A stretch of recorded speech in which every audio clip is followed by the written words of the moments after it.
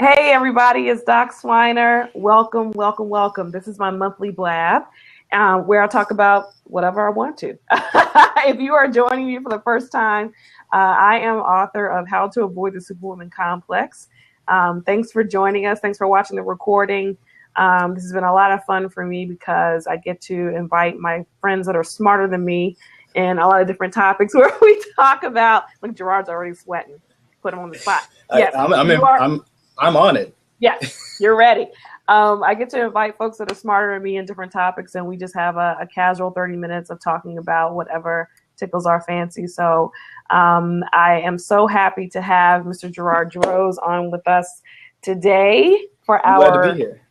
for our men's health focused blab. So June is Men's Health Month, and if you've been following along with me, you know I like to talk about women's health. I talk about stress and the Superwoman complex and women's issues and all that, but I wanted to show the guys some love this month and focus on a little bit of men's health and what we can do to strengthen that side of the DNA and the chromosome. So I have Gerard that's going to take it over. No, I'm just kidding. He's going to do everything we need him to do for men. He's going to represent all men, is what I'm saying. No. So that's a lot of weight. I think I can take it, though. But no, I'm tickled because for those of you who may or may not know, Gerard and I graduated from high school many moons ago from the same high school, right? Is it officially 20, like 20 recently? years ago, yes. June 1st, 20 years. You're old. You're old. Not me. Oh, it's just me? Yes. Even though your birthday comes before mine, but okay, no, I got you. Like I told you on Facebook, because alphabetically you literally graduated before me, means that you're older. But we went to Stratford High School in Goose Creek, South Carolina, and I knew he was going to be big time from the time I knew him in school. And he was always the most mature, almost the most, always the most neatly dressed. He had his, he looked like he was going to wear a suit, every day. One of those three things was not true. All of them were true. So, Gerard, tell us what you've been doing, and you're in Columbia now, right? Yeah, Columbia, South Carolina. I've been here for probably about, I'd say 12 years, maybe a little bit longer than that. I was actually born here, but then ended up moving to Somerville later on in life. My family moved there. And I've been here for a while now. That's where I met up with my business partners, Mike and Jabari, and we founded our organization, the Board of Directors. And, our friendship kind of became organic. We went out to lunch and do things like that. And we would discuss the things that guys usually talk about during their conversations, money, sports, music, women, cars, women, just stuff like that, guy stuff. Yeah, it's just a pattern. But through it all, we kind of realized that we had different backgrounds, and our topics of conversation seemed to always come back to issues we experienced as men, how we dealt with them, and men that we saw that maybe weren't handling things the way we thought they should, and how they could probably do better. So through all of that, we kind of had the idea, okay, instead of sitting here talking about it, what can we do? So that's when we decided to write the book. And through that process, right? Yeah, 2010 is when it came out. And we realized through the process that we all came from different backgrounds. I came from a 2-parent home, both my parents very involved in my life. Mike comes from a single mother household, and Jabari comes from a single father household. But somehow we all arrived with the same idea of what it takes to be a man. So with that, all those angles, the common thread was there was a man somewhere down the line that took time, invested in us, and cared about our well-being. So that's really where it all originated from. That's awesome. And since then, you guys have essentially, it's almost like an organization that helps to uplift and teach other men how to be men in their own right? Yeah, so you're doing podcasts, you're doing symposiums. Tell us more about that. Yeah, it's funny because the way it started was we thought we were going to write this book, and then the next step was going to be interviews on the Today Show, chauffeured rides to venues where we're speaking in front of crowds about our book and our upbringing and whatnot. And you're doing that too.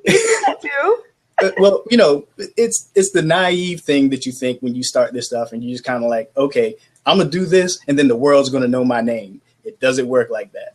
But what happens is that the book started getting in the hands of people who really could make things happen, and were in front of young men who needed to hear what it is that we wrote. Yes. Because we wanted the book to be an extension, because we can't touch every person out there, but the book can go places we can't.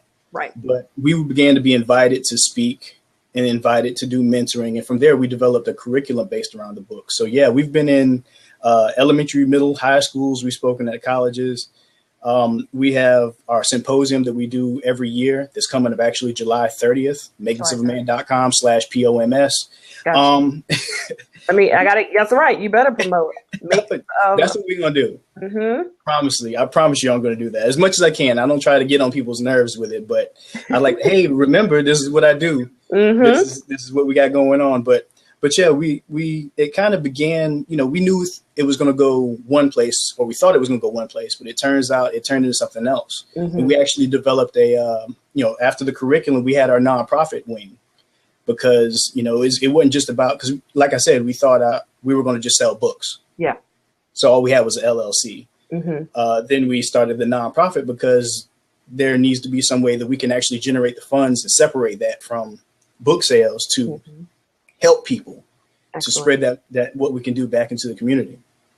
Excellent. And so tell us again, it's July the 30th. You have a symposium. Yes. Who is it? Who is it for? Who's your audience? It's young men of all ages. Okay. You don't have to be black, white, any particular race. We're open to all young men, anybody who's interested in coming. Women don't have to feel like they can't be involved. Please bring your sons, bring your nephews, grandsons. Just bring people out. It can be a family thing if you want to, but just understand that the speaking and the events are going to be geared towards uplifting men and young men and helping them to learn their way in life. That is amazing. Have you gotten good feedback from these meetings? Yeah, it's actually been good, because it's funny. When we did it the first year, we had a panel segment where we had adult men on the panel, and we were speaking to them about issues. But then when we thought about it, the people we're trying to help is who we need to hear from. So since then, we've been putting young men on the panel, like high school, middle school age young men, so that we can hear what are they needing from us. Yeah. And that's where we get some of the best feedback from, because we get to understand their issues from their perspective and how we can then help them instead of just preaching to them. At least nowadays, what do you think is the biggest issue, preventing young men from becoming the men they need to be nowadays? Like, that's probably a very broad question, but what's the biggest obstacle you think men have to deal with nowadays in terms of reaching their goals? Well, for younger men, the ones that are developing in, late teens, maybe early 20s, that area, I think a lot of times there's not the examples to look at. But one of the things we like to say is that you can't imitate what you don't see. Right. So if they don't see people who look like them doing things other than being, participating in sports and entertainment, then they'll think that's the only choices they have. If all they ever see is the guy standing on the corner, dealing drugs or doing other unsavory things, then that's all they think they'll have. So what we like to say is that we provide an alternative, whereas we don't necessarily have to be the one hard and fast way, but here's something different from what you may be seeing all the time. So excellent. I think those examples are what's needed. Excellent. Do you guys have a men's health component to the symposium? We don't. Yeah. But, there's a possibility that could be added. Segue. I mean, it's grown year after year, and we've done different things. We switch things up. We're not afraid to fail, so we know a lot of things that don't work. So, and we're willing to try something new that might work. So, yeah, that is a possibility. And yes, we can talk about that later. Yeah, I mean, I guess clearly from a woman's perspective and from a doctor's perspective, you can't become a man if you're not healthy enough. That's true. Right. You got to live long enough. Yeah, that's right. That's right. So, we did, Gerard and I and his group, the board of directors, who, a wonderful group of his friends and himself that do the weekly podcast. We did a funny but not so funny podcast on men's health and how important it was for men to address those issues and not be afraid to go and get their checkups and do preventative health maintenance and all of that. So, once you leave the house, mom or whoever your caretaker is usually a person that's scheduling those yearly checkups and make sure you get your shots and all that stuff, get stuff checked out. Once you leave home, you don't normally have that person doing that for you. So you have to become, the captain of that fate in terms of when will I go to the doctor? Hopefully you're not using the emergency room and urgent care and all of that as your primary care. But, I had a gentleman just today, 31 years old, new patient. His mom and his dad are both my patients, and they were the ones who realized, you know what, since he left our house at 18 years old, we don't think he's seen a doctor. Wow. Isn't that crazy? And so that's a long time. That is a long time. And thankfully he's been healthy. Because, I asked him, I said, have you had to go to the hospital? Have you had to go to the emergency room? And he was like, no, so thank God he's been healthy. Yeah. But just think of all those years without having seen a doctor, no shots, no STD checkups, hopefully everything looks good. But it took his parents to realize, because he's not married, so he doesn't have the wife at home that's harping, or the partner at home that's harping on him to get checked out, because then that's usually what happens. So you go from your mom's house to your wife or your partner's house, and then they're the ones who are like, you gotta go get checked out. But it's vitally important. So I like to make sure that young men in general, know how important it is to make sure that they're checking in with their primary care doctor, right? And not just waiting until something goes wrong. So I hope that you all are encouraging that at the symposium. We will. Yes, ma'am. We're listening and we understand, and that will be encouraged. Yeah. Yes. I guess maybe, at the very least, sexual health. Because clearly a lot of problems can stem from that, not being protected, not getting those STD labs on a regular basis. So, yeah.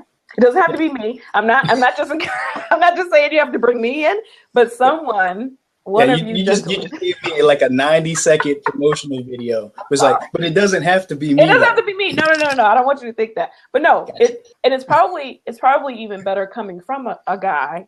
That's true. Right? Yeah, definitely, because it is something that there's an intangible that I guess when a man is talking to another man, how the information is received, and a man and a woman could both be saying the same thing, but sometimes for whatever reason, right or wrong, it's received differently coming from a man to another man. Correct.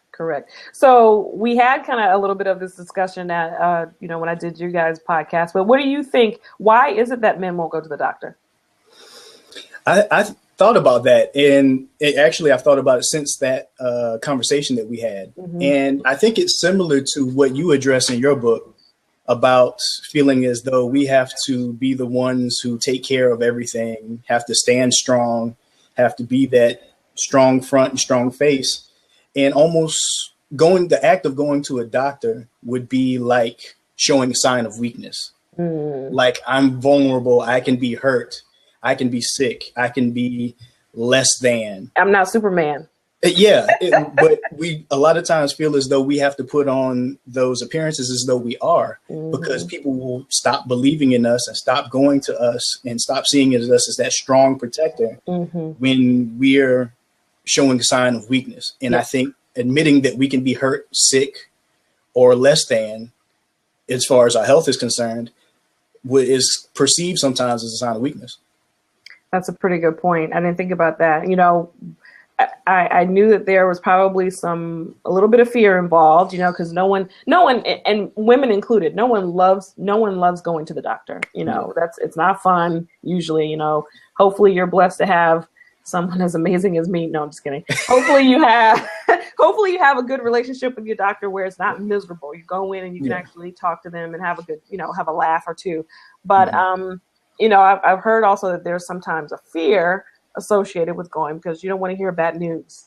Especially if you feel good, right? You're like, I feel fine, I'm going to the doctor, I'm just gonna get checked out. Oh, what do you mean I've got this thing now? Right. And it just brings down, you're in that zone where you're like, I'm good, don't tell me anything bad and I'll stay good. If it ain't broke, don't fix it. I get it. And I could tell with this 31-year-old guy today, he was just looking at me like, oh my God, like, what, we're gonna draw labs, why? I was like, because we have to check it out. Yeah. I would much rather know about something way ahead of time. I would rather know that I have a risk for diabetes that I could actually get ahead of and beat versus, oh, too late, you got diabetes and we should have checked it 5 years ago. That's me. An ounce of prevention is worth a pound of cure. That's there all you go. There you go. I know these things. Sometimes I fail to act on them. Okay, I know. So, be preventative. Be preventative and go and get checked out. That's wonderful. So an even more important question for you, my friend, is are you rooting for the Cavs or for Golden State? Well, of all the questions you've asked, that's been the hardest one. I'm torn because I want to see LeBron win. Do you? Cleveland. I do. Oh. But the Golden State is just like when they're on, they are fun to watch. They are. And I like that. And I mean, I don't have a personal investment in either of the teams. They're not my team. Mm-hmm. I like to see entertaining basketball. I like good stories come out of it, whether it's on the court or off the court. Mm-hmm. But if I had to pick one, it's probably. Really? Yeah. Okay. Even though I really didn't think they had a chance until last night. But I can't tell you the amount of cuss words that came out of my living room last night. You would hate that I'm saying that. I can only imagine. I was like, I have to leave you because you're being really aggressive right now. He was the refs are horrible. Yeah, he was upset. And and I'm a okay sports fan. I kind of know what's going on. If it's on your watch. Right. I know what's going on because I like to be able to talk to my husband. Yeah. But clearly I don't know the ins and outs of it. But it's been a lot of fun to watch Steph Curry do his thing. I love learning about his wife and his kids. I think that's super cute that his family is heavily involved with his career. He's a good Christian guy, seemingly. So I like learning about that and hearing about all the hate against LeBron and all that. Like I said, it's good stories on and off the court. Yeah, it's entertaining. Yeah, it is. Sports are like reality television for men. I was just going to say soap opera like. Yeah, really it is. Okay, back to men's health. So I saw the sad news yesterday about one of our legends from MTV going blind due to diabetes, and it's horrible. We see trend after trend. We see example after example, particularly of Black men having earlier signs of disease when they are being diagnosed at later stages and then dying earlier. What's the problem? What do you think is what's the issue? I don't have any other answer than what I kind of, I guess, suggested before, is that we have to be strong. And I think a lot of times there's a trust level also, if I could add anything else to that. Mm-hmm. I think especially when you're talking about Black men in particular, you talk about things like Tuskegee. Mm-hmm. And how they were thinking it was one thing and it was something else. And there's a level of trust you have to have with someone who you're going to put your life in their hands, basically. Okay. And when you're a medical professional, you're basically trusting them with your life. Mm-hmm. So if you've got history that's telling you sometimes these things happen, which of course does not mean that that's how it is today. Yeah. But you've got history, you've got the pressures of trying to keep up appearances, things of that sort. So you think a distrust of the medical field has a lot to do with? If that could play a part in it. How large, I'm not sure. Mm-hmm. I think the overwhelming part would be perception.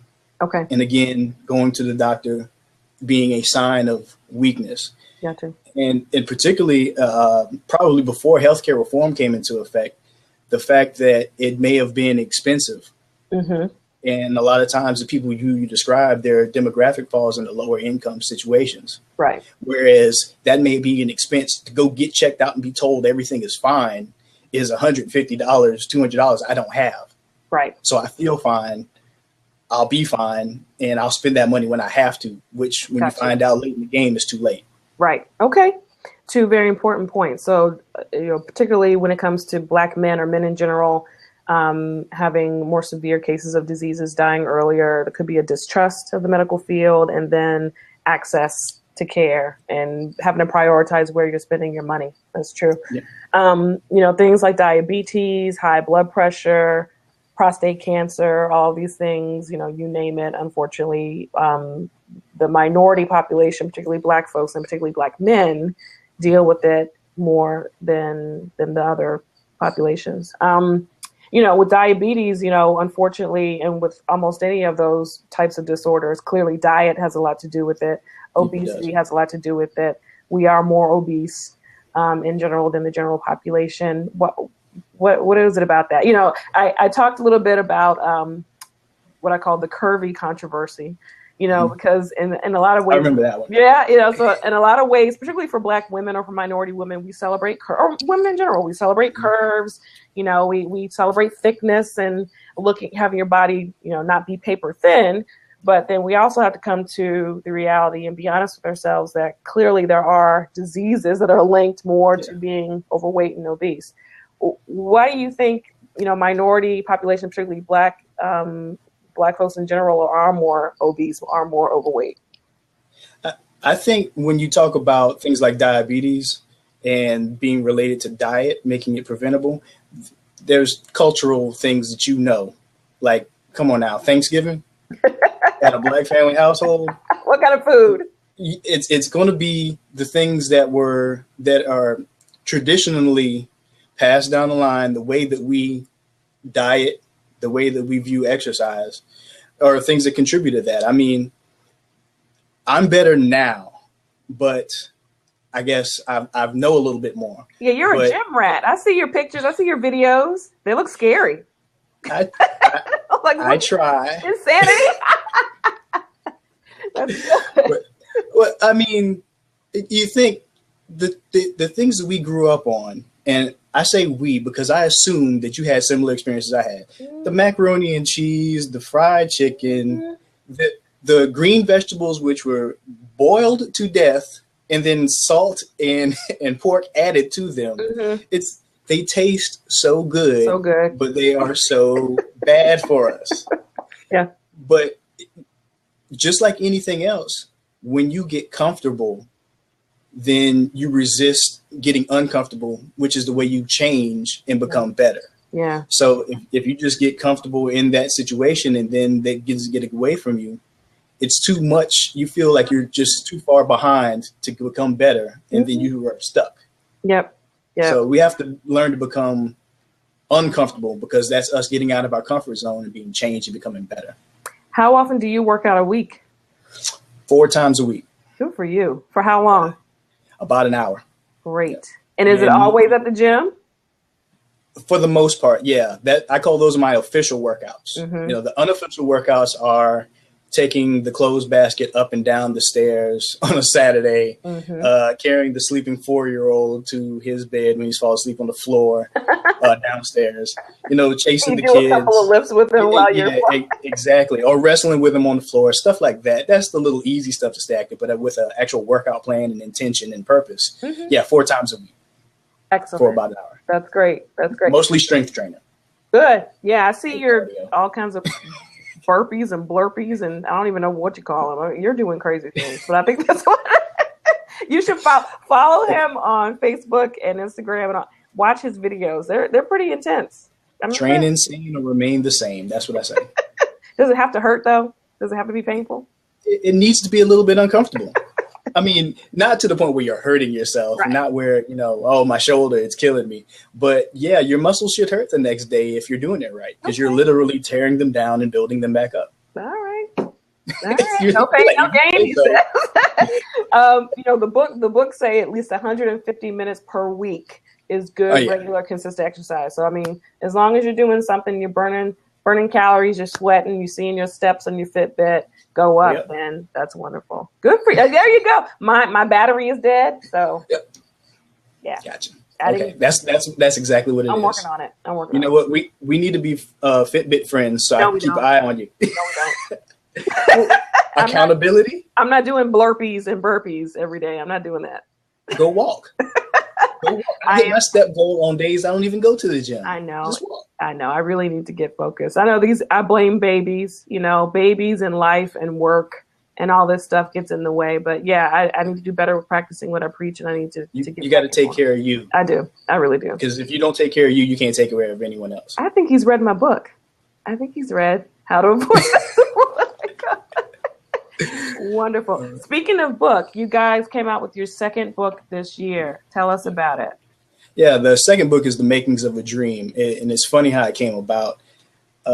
During the process of after the first book was actually published, we ran into a lot of people who were like, "Oh, I've always wanted to write a book. I've been working on this and I've been working on that." Mm-hmm. But we would see them years later and be like, "Okay, how's that book coming along you were talking about?" And they were like, "I hadn't really done anything with it. I'm still working on it." Mm-hmm. And it kind of made us ask the question, well, what is different about us from this person who wants to do it and us who did it? Yeah. And really, it's like, you have to, if you have a dream and you want to see it come true, you have to put in the work, and you have certain things you need to do. So The Makings of a Dream is basically telling people how to take the ideas you have in your head and to make them a reality. Mm-hmm. And another funny thing about it, I guess you could say, is that the beginning of each chapter tells a story basically about our process in writing our first book. Wonderful. And we even share with the fact that we had failures. Yes, believe it or not, failures along the way, but you don't let those things stop you or get in your way from making your dreams come true. So it's not just for men; it's for anybody who has a dream. Mm-hmm. Oh, you know what? I have your books right over there. I'm going to go. Do you have your books with you? They're on the shelf. I'm going to get them. Stay right there. Right? Okay, because my bookshelf is incredibly messy.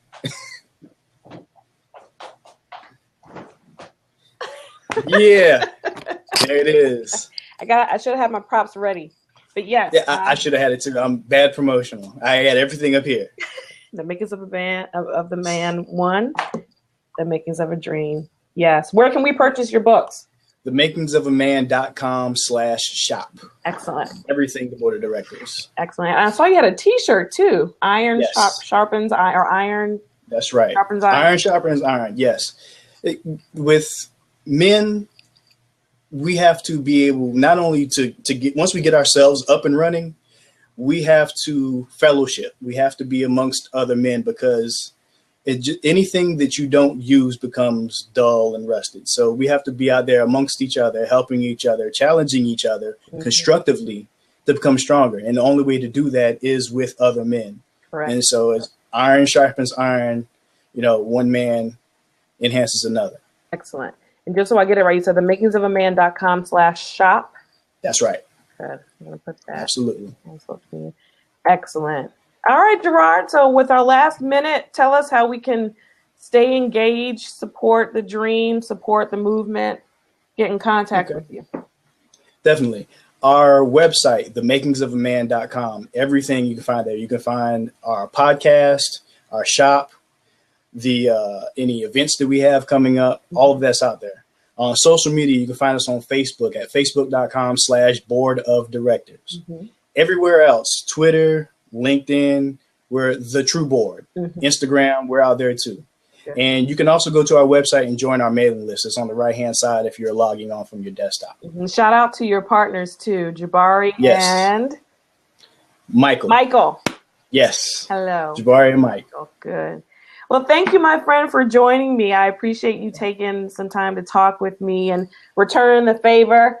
Iron sharpens iron, as you say, and you definitely have been encouraging and inspirational in terms of this book writing thing, speaking thing, doing your thing. So I'm very proud of you. Thank you. I'm proud of you as well.